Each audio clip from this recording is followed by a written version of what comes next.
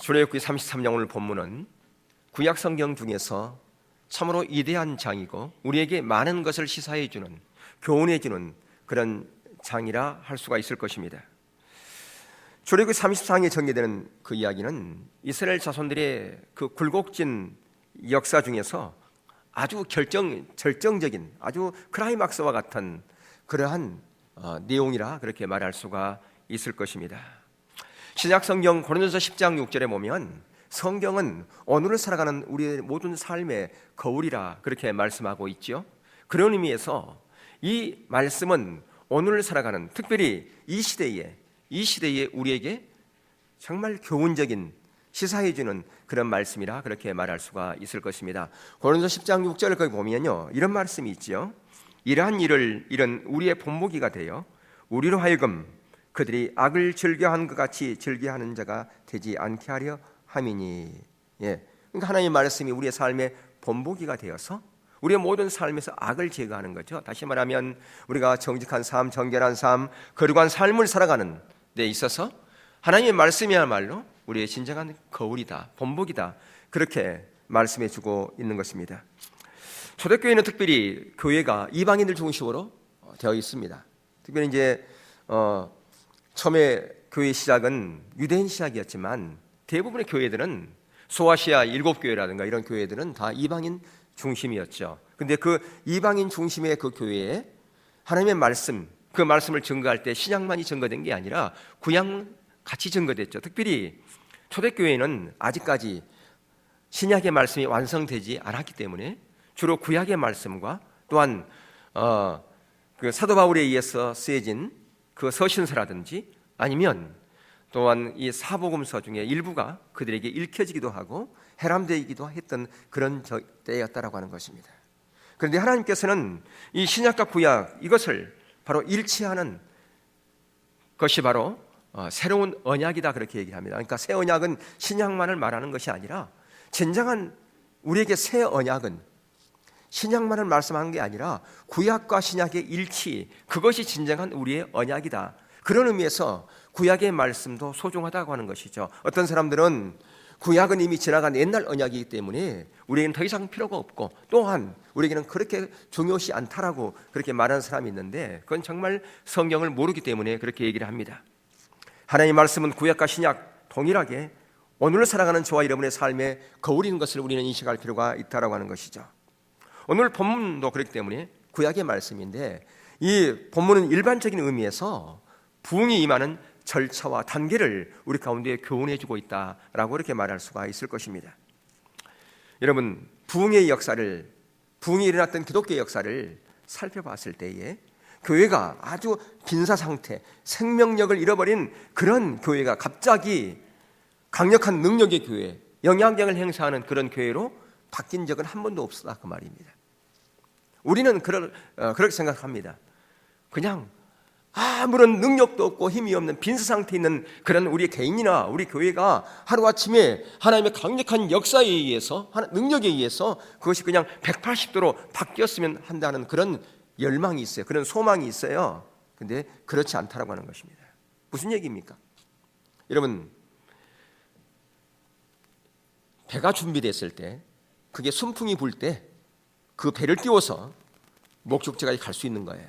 그런데 널빤지만 준비해 놓고 갑자기 하나님께서 강력하게 역사하면 그 널빤지가 서로 맞춰져 가지고 배가 완성되어져서 목적지까지 순풍에 그렇게 갈 수 있다고 생각하는 것과 같다 그 말이에요.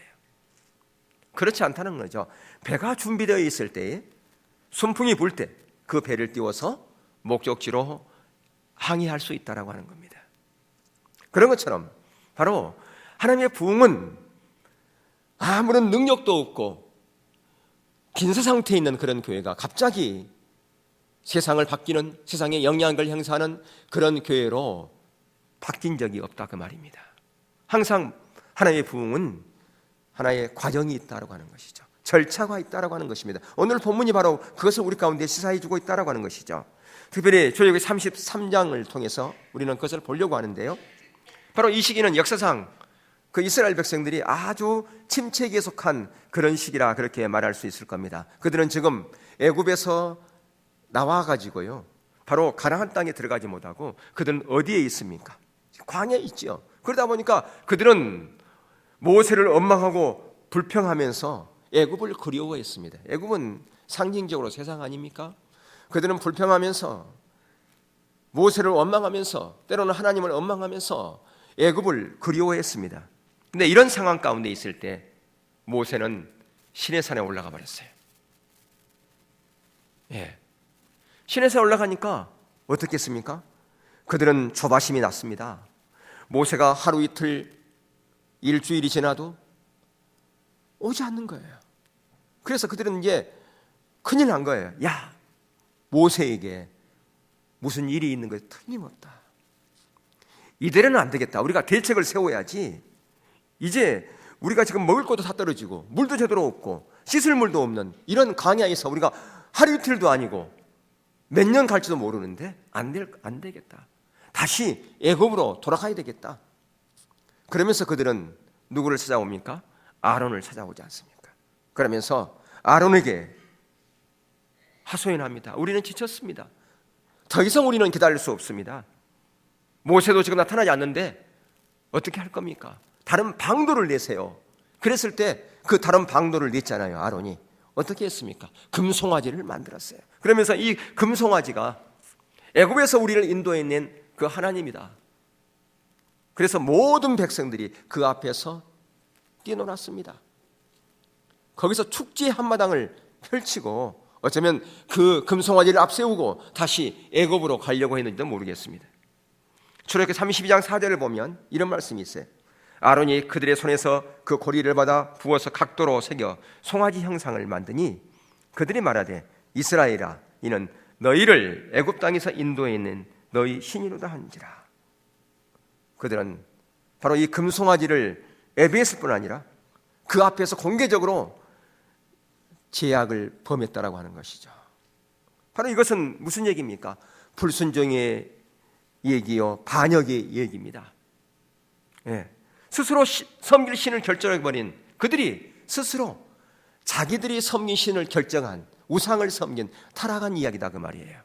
근데 이것은 모세 당시의 얘기뿐 아니라 오늘 살아가는 우리들의 얘기요, 오늘날의 우리들의 교회의 얘기인 것을 우리는 기억할 필요가 있습니다. 그것은 아주 옛날에 모세 시대의 얘기, 그때의 얘기구나. 그걸로 우리는 생각해서는 안 된다라고 하는 것입니다. 오늘날 우리들의 얘기인 것을 우리는 보아야 됩니다. 하나님의 주권과 통치 아래 살면서, 그러니까 말로는 하나님의 주권과 통치 아래 산다고 하면서 실제의 삶은 내가 내 삶의 주인 되어져서 하나님의 주권과 통치에 전혀 상관없는 그 삶을 살아간다면 바로 이것과 다름이 없다 그 말이에요. 바로 모세 시대에 그들이 신을 만들어서 그 앞에서 뛰놀고 그들이 원하는 삶을 살았던 그 삶이 오늘 우리 가운데 반복되어지고 있다고 하는 것입니다. 그것은 왜 그렇습니까? 말은 하나님의 우리의 주인 되시고 그의 우리 아버지 되신다고 그렇게 입술로는 고백하지만 실제의 삶은 하나님의 주권 밖에 내가 내 삶을 주장하고 내가 원하는 대로 내 방식대로 내 자원대로 살아가는 그런 삶을 살아가고 있다면 그것은 바로 이 이스라엘 백성들이 그 금송아지 앞에서 뛰는 것과 그 앞에서 제약을 범한 것과 동일한 것이다 라고 하는 것입니다. 오늘 많은 사람들이 하나님을 아버지라고 교회 주일날 우리가 예배를 드리지 않습니까? 그런데 여전히 삶의 패턴은 바뀌지 않았습니다. 삶의 가치관도 삶의 방식도 전혀 바뀌지 않습니다. 때로는 우리가 기도하지요. 우리가 헌금도 합니다. 때로는 봉사도 합니다. 그런데 왜 합니까? 자신의 목적을 위해서, 자신의 유익을 위해서 그렇게 하는 거죠. 이것을 우리는 거짓된 예배다 그렇게 얘기를 합니다. 여러분, 이 거짓된 예배, 거짓된 신앙에 빠지면요 결국은 심판이 이를 수밖에 없다 그 말입니다. 모세는 지금 이스라엘 백성들의 이 기막힌 현실을 보면서 출애굽기 32장 26절에서 그렇게 말씀하고 있어요. 우리가 본문 읽었던 그 앞장에 보면 누구든지 여호와의 편에 있는 자는 나오라 그렇게 얘기를 합니다. 그러자 레위 자손 전부가 나오지 않습니까? 이게 바로 구별이에요. 세상을 사랑하고 있느냐? 아직도 네 자원으로 네 방식으로 살아가고 있느냐? 너의 가치관이 아직 바뀌지 않았느냐? 이제는 그것에서 나오라 그렇게 얘기하고 있어요. 그랬을 때 그 레위인들이 나온 거예요. 이게 구별이에요. 오늘날 이 시대에 주님께서 말씀하고 있는 겁니다. 진리, 진정한 진리의 편에 설 자는, 진정한 신앙의 본질에 설 자는 나오라라고 하는 것입니다. 과거의 삶에 계속 매여있지 말고 나오라고 하는 것이에요. 지금 거짓된 신앙 가운데 있는 자, 애곡된 신앙 가운데 있는 자들을 부르고 계세요. 그 자리에 있지 말고 나오라고 하는 것입니다. 근데 이게 바로 뭐냐? 부흥의 첫 번째 단계예요. 바로 이것이 현실 인식의 단계다. 우리가 오래전에 살펴봤어요. 지금 다른 각도에서 보는 거예요. 바로 이게 뭐냐? 부흥의 첫 번째 단계인 현실 인식의 단계라고 하는 것입니다. 현실 인식은 바로 구별됨에서부터 시작되어지는 겁니다. 내가 현실을 인식했다고 그래요. 그런데 여전히 내 삶의 패턴은 안 바뀌었다고 하는 것은 그것은 현실을 인식한 게 아니에요. 다시 말하면 현실 인식은 성령의 조명을 통해서만이 현실을 인식할 수 있어요. 그런데 성령의 조명이 아닌 내 지각으로 인식하기 때문에 패턴이 안 바뀌는 거라 그 말이에요. 행동이 수반되지 않는다 그 말입니다. 성령의 조명으로 인식되어지면 한 발을 내딛게 되어 있습니다. 그런데 이론으로 아는 현실 인식은 어떤 변화도 없습니다. 그때는 그래 맞아 그렇게 해야 되겠다. 그리고 잠시 있다가 사라져버려요. 잊어버려요. 내가 언제 그런 생각을 했는지, 그런 인식을 했는지 까마득한 옛날이 돼버리다 그 말이에요. 여러분, 이런 현실 인식, 성령의 조명을 통한 현실 인식이 없이는 절대로 하나님의 부흥을 우리가 담을 수 없습니다. 하나님의 부흥으로 갈 수 없다 그 말입니다. 그래서 교회 사이에 이대한 하나님의 부흥이 일어날 때 항상 가장 먼저 첫 번째 현실 인식이 있었다고 하는 것입니다. 저도 마찬가지고 여러분도 마찬가지고 우리 교회도 마찬가지입니다.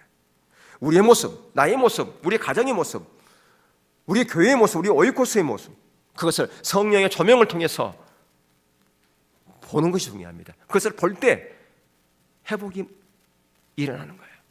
진정한 회복, 내가 내 삶 가운데 회복이 있다면, 가정 가운데 회복이 일어났다면 이게 지금 있는 거예요.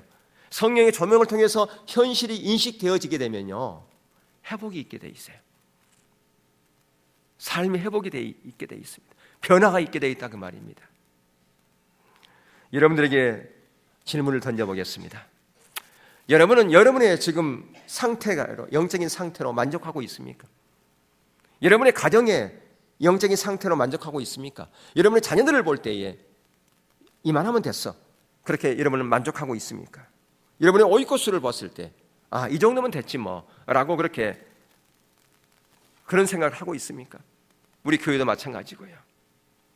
지금의 상태로 만족하고 있냐 그 말입니다. 만약에 여러분이 그래요 저는 만족하고 있습니다 라고 그렇게 답을 한다면요, 그것은 라오디게 교회 같이 조금도 자기들의 현실을 못 보기 때문에 그렇습니다. 여러분, 라오디게 교회 그들은요, 예수님께서 그렇잖아요. 너희들은 실은 가난하고 눈멀었고 가난하고 그런 너희들의 현실인데도 불구하고 그들은 뭐라고 했습니까? 예수님은 너희들은 가난하고 가련하고 부족하다 그랬는데 우리는 부하여 부족함이 없다. 전혀 우리는 하나도 부족함이 없다라고 그들이 그렇게 자기들을 평가했다 그 말이에요. 예수님의 평가와 전혀 다르죠. 지금 여러분이 하나님 나라와 회복을 위해서 그렇게 동역자로 불러서 쓰임받기 위해서 우리 한 사람 한 사람 하나님께 우리를 구원하셨어요. 저와 여러분을 하나님께서 부르신 것은 진정한 회복과 부흥을 위해서 우리를 동역자로 불렀다 그 말입니다. 그렇다면 과연 우리는 그런 하나님이 원하는, 하나님이 부르신 그 자리에 가고 있냐 그 말이죠. 그 자리에 내가 있는지를 우리는 볼 필요가 있습니다. 하나님이 원하시고 기뻐하시는 그 뜻의 자리, 그 자리로 가고 있냐고 하는 것입니다. 입술만이 내가 하나님의 주권 가운데 있습니다, 그게 아니라 실제 우리의 삶의 자리에서 하나님의 주권 가운데 있냐고 하는 것이죠. 이러한 우리가 현실을 인식하는 것이 바로 하나님의 부흥의 첫 번째 단계이라고 하는 것이에요. 근데 이렇게 첫 번째 단계가 매우 중요하지만 거기에서 그냥 머물러서만 안 된다고 하는 것입니다. 다음 단계로 나아가지 않으면 안 됩니다. 바로 그 다음 단계가 바로 회개의 단계인데 오늘 본문 4절에 나와 있죠. 4절 한번 보겠습니다. 백성이 이 항송한 말씀을 듣고 슬퍼하여 한 사람도 그 몸을 단장하지 아니하니 바로 이게 회개의 단계이건 것이죠. 성령의 조명으로 우리의 현실을 철저하게 선명하게 인식하면 바로 행동으로 옮기는 회개의 자리로 가게 돼 있다 그 말입니다. 여러분, 우리의 현실을 보면서 어떤 피상적인 호기심, 그것으로 바라봐서는 안 돼요. 동정심으로 바라봐서는 안 됩니다. 참으로 안 됐다. 어떻게 저렇게 됐어? 저 사람은 참 딱하네. 자기 모습 못 보면서 그렇게 우리가 말할 수 있어요. 그러면서 또 어떤 경우는 내가 그렇게 하지 않으면 안 됐었는데 내가 괜히 했다. 그러면서 후회하는 사람도 있습니다. 그러면서 얼마 있다가 다 잊어버려요. 내가 후회했는데 그것은 회개자로 못 가니까 그냥 후회로 끝나버린다. 그것은 회개가 아닙니다. 우리는 많은 경우에 회개와 후회를 혼돈하는 경우들이 너무 많이 있습니다. 여러분, 후회는 값싼 동정심은, 피상적인 어떤 호기심은 우리에게 어떤 유익도 주지 않습니다. 회개는 훨씬 더 깊은 단계라고 하는 사실을 우리는 기억해야 돼요. 회개는 단순히 하던 일을 멈추고 그건 이제 내가 안 해야지, 그건 참 잘못이야, 그것을 그렇게 입술로만 그냥 읊조리고 그걸로 끝나서는 안 된다 그 말입니다. 그것 때문에 땅을 치면서 그것이 얼만큼 하나님 앞에 큰 제약인지, 얼마나 혐오스러운 것인지를 철저하게 인식하는 것이 필요합니다. 하나님께서 우리를 멀리하고 계시고, 하나님께서 우리를 등 돌리고 계시고, 내가 지금 금송아지를 맞는 그런 죄를 동일하게 지고 있고, 내가 스스로 하나님 앞에 부끄러운 짓을 하고 있고, 내가 만든 그 우상 앞에서 벌거벗고 춤을 추는 자가 바로 나라고 하는 사실을 볼 필요가 있다 그 말입니다. 그 죄가 우리의 가슴 깊은 데까지 파고들어야 됩니다. 그 인식하는 것이. 그래서 그 죄를 철저하게 미워하고 혐오하고요, 철저하게 그 죄를 정죄할 필요가 있는 겁니다. 회개자로 가면 그 일들이 일어난다 그 말입니다. 여기서 중요한 것은 하나님 보시기에, 사람들이 보는 것이 아니라 하나님 보시기에 그 죄가 얼마나 심각한지를 깨달은 것이 필요해요. 우리가 우리를 보아도 이토록 악하고 한심한데 하나님 보시기에는 얼마나 이것이 악할까, 그걸 인식할 필요가 있다 그 말입니다. 여러분, 누가복음 15장에 보면 탕자 얘기가 나오지 않습니까? 탕자는 자기가 돼지치는 그런 들판에서 지내기 전까지만 하더라도요, 자기가 아주 대단한 사람인 줄 알았어요. 친구들이 전부 자기를 우러러보고요, 당신이 최고야, 당신이 제일 멋있어. 왜 그랬어요? 그에게 돈이 있으니까. 근데 그 돈이 다 떨어질, 친구들은 다 떠나버리고 이제 먹을 것도 없는 구걸하는 그런 인생이 되어버리고, 돼지치는 들판에서도 먹을 걸 제대로 먹지 못하는 그런 신세로 전락해버렸다고 말입니다. 그래서 그가 하루는 정신을 차리고 보니까 자기 모습이 참으로 한심한 거예요. 자기가 얼마나 어리석었고 바보였는 게 보인 거예요. 그래서 자기 죄를 미워한 거예요. 그러면서 그가 떠오른 게 누구였습니까? 자기 아버지였죠. 바로 여기에 아버지는 누굽니까? 하나님 아닙니까? 아버지를 생각한 거예요. 그리고 나서 그렇게 고백합니다. 내가 나를 보아도 한심하고 바보스러운데 우리 아버지가 보시면 기가 막힐 거야. 그래서 내가 아버지한테 가되 나를 아들로 삼지 말고 보지 말고 품꾼의 한 사람으로 나를 써달라고 해야지 라고 그렇게 하면서 아버지 집으로 가지 않습니까? 예. 여러분, 이렇게 깨달아진 것은요, 누가 알려줘서 깨달은 게 아니에요. 성령이 비춰주지 않으면요, 아무리 앞에서 조언을 해도 못 알아듣습니다. 괜히 조언하는 사람만 그냥 욕먹고 미워하고 그래요. 괜히 자기한테 그런 말을 했다고. 예. 여러분, 어떤 사람은요, 실제로 아주 어려움에 처해 있을 때도, 처해 있는 그 자리에 있음에도 불구하고 모르는 사람이 있어요. 근데 여기 그 탕자는요, 그래도 다행 아닙니까? 그 밑바닥 인생에서 자기의 모습을 봤으니까. 그런데요, 왜 우리가 주일날 설교를 듣습니까? 저 밑바닥 인생 가기 전에 그 중간이라도 내가 저 밑바닥을 향해서 가고 있다면 돌이키라고 우리가 말씀을 듣는 거 아니겠어요? 그러니까 진정한 축복의 은혜는요, 저 밑바닥에 가기 전에 돌이키는 것이, 그게 진정한 축복의 은혜예요. 그 자리에 가기 전에. 구원의 역사를 보면 항상 이러한 현실 인식이 있었어요. 자기 죄가 하나님 보시기에 얼마나 무섭고 끔찍한지를 성령의 조명을 통해서 보았다 그 말입니다. 그래서 그들은 자기 문제는 뒷전이고요, 무엇 때문에 고민했느냐? 자기 죄 때문에. 자기 죄만 크게 보이니까 다른 문제 그것 때문에 고민하지 않았어요. 무엇 때문에 고민했느냐? 자기 죄가 너무너무 크게 보이니까 그것 때문에 고민하고 그것 때문에 하나님을 찾고 그런 자리에 갔다 그 말이죠. 어떤 사람은 자기 죄가 너무너무 크게 느껴진 나머지 그게 중압감 때문에 쓰러진 사람도 있었어요. 그 죄가 너무 크니까. 물론 쓰러지는 것이 중요한 것은 아니죠. 중요한 것은 그 죄를 깨달은 것이 중요하죠. 10번을 넘어졌어도 쓰러졌어도 죄를 안 깨달아지면 아무런 의미가 없지 않습니까? 오늘 본문의 이스라엘 백성들은요, 자기들의 죄 때문에 하나님의 임재가 거치고 곧 하나님이 떠나가시고요, 자기들끼리만 가나안 땅에 올라가라고 그 말씀하신 그 말씀 때문에 그들은요 정신이 번쩍 든 겁니다. 지금까지 그들은 하나님께서 함께 하셨죠. 불기둥과 구름기둥으로 하나님의 임재가 그들 가운데 함께 하셨어요. 그런데 이제 내가 너희들과 함께 하지 않겠다, 내 임재는 더 이상 너희들과 함께 하지 않겠어 라고 그 하나님의 말씀을 듣고서는요, 그들은 어찌할 바를 몰랐어요.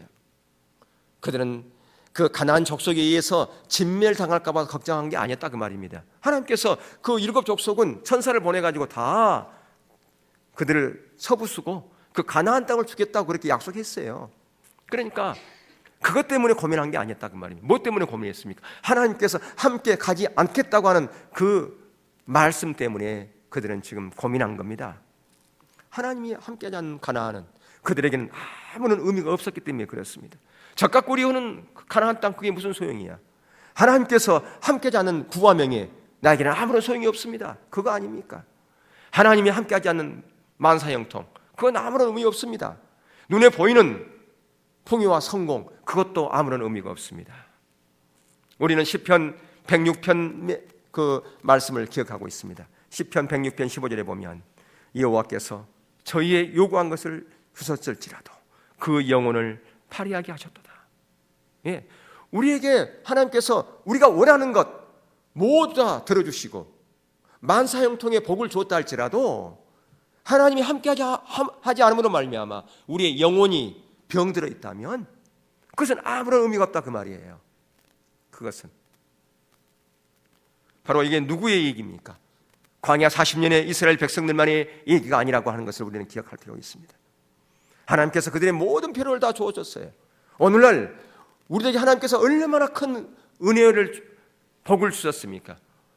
정말 가난한 나라가 한 세기 만에 이러한 나라가 된 것은요, 세계에서 한 나라밖에 없어요. 한국밖에. 폐허가 된 그 나라에서 이 짧은 시간에 이렇게 경제적인 부를 이룬 나라는 세계에서 한 나라밖에 없다니까. 어디 한국밖에 없어요. 그런데 영적으로는 어떻습니까? 영적으로는 파리해가고 있다 그 말이에요. 영적으로는 오히려 더 병들었다 그 말입니다. 과거 20년 30년 더 가난할 때보다도 더 영적으로는 더 파리하게 된 것이 바로 오늘날 우리들의 현실의 모습인 것을 우리는 보아야 됩니다.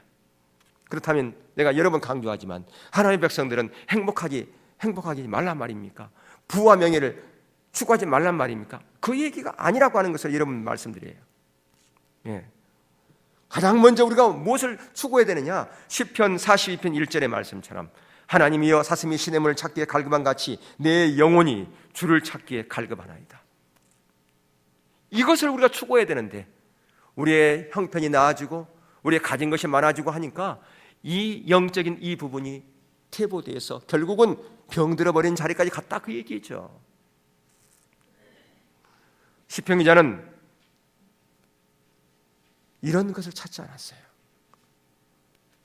하나님이 함께하지 않는다면, 하나님께서 우리까지 임재하지 않는다면 부와 명예 그 나가 다 포기하겠습니다. 그 얘기죠. 오늘 본문에서 마찬가지입니다. 하나님께서 함께하지 않는다면 그 가나안 땅, 적각 꾸리오나 가나안 땅 그거 포기하겠습니다. 하나님께서 함께하지 않는다면 저에게 부, 명예, 큰 안락한 집 그 모든 건 내가 포기하겠습니다. 출세도 포기하겠습니다. 지금 그 얘기하고 있는 거라 그 말이에요. 예. 여러분, 우리가 오늘 말씀을 들으면서 우리 자신을 한번 점검해 볼 필요가 있습니다.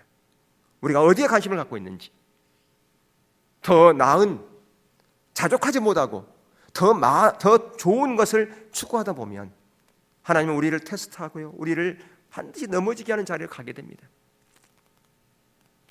순리가 있는 건데 순리가 없는 영리로 하면 모든 것이 불행해질 수밖에 없다 그 말입니다. 여러분, 여러분의 관심이 더 많은 부입니까? 더 좋은 환경입니까? 아니면 여러분의 건강입니까? 아니, 좀 더 기도하는 것입니까?